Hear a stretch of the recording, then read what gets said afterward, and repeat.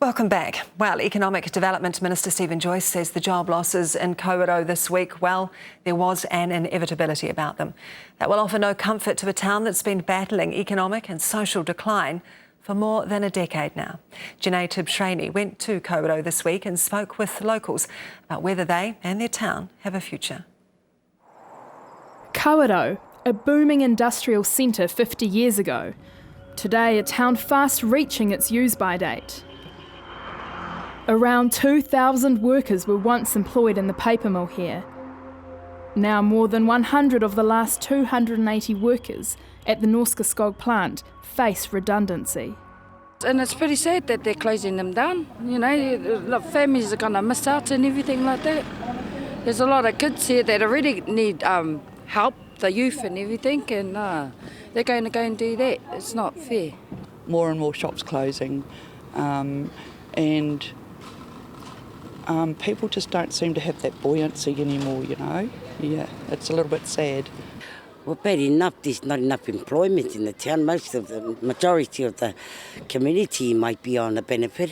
Quite hard without the qualifications these days. Yeah, it's just easy to get jobs with people you know, but don't have the qualifications, no choice in getting a job.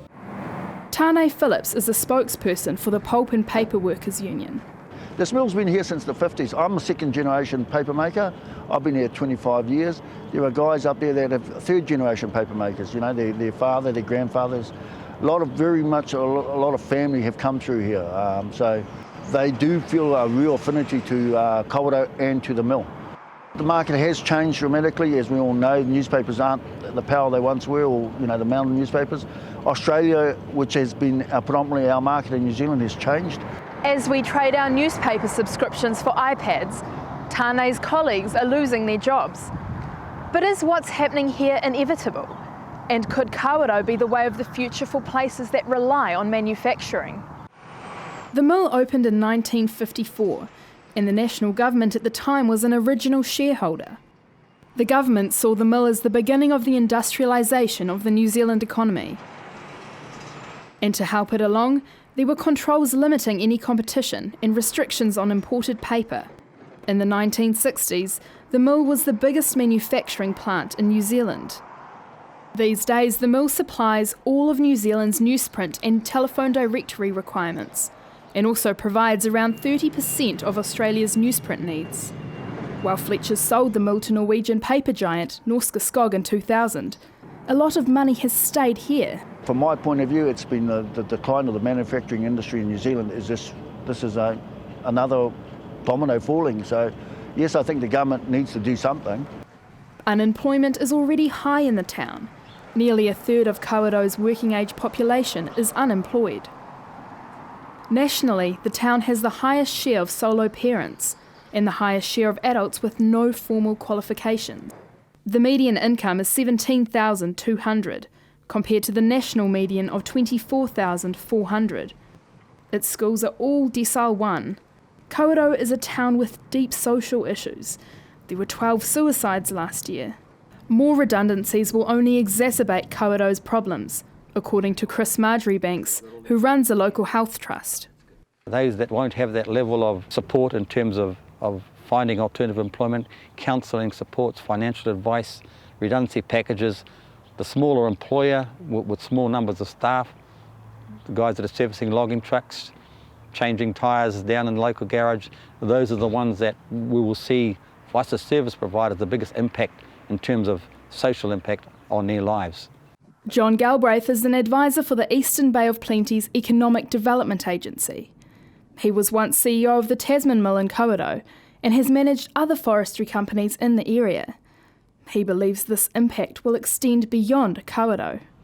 This is a small community supporting a very large industry, and that employs a lot of people from out of district.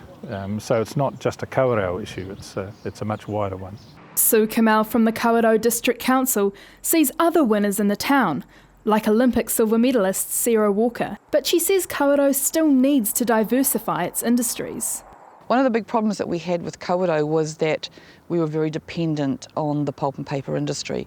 And when it started maturing and declining, there wasn't anybody that jumped in and filled the gap. So I guess it's like anything, it has to get to a certain point before people go, well, actually the cavalry's not going to come riding into town, we're going to have to get together and do it ourselves, and that's exactly what's happened.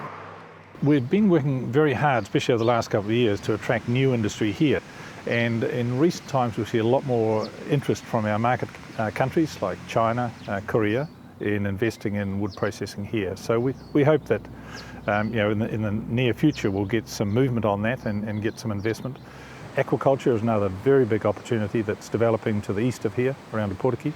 And freight logistics is more of a service sector, but it's a very important one. And the more efficient we can make that, the more competitive we make the industries. Sue Kamau believes Kawerau is the place to do so.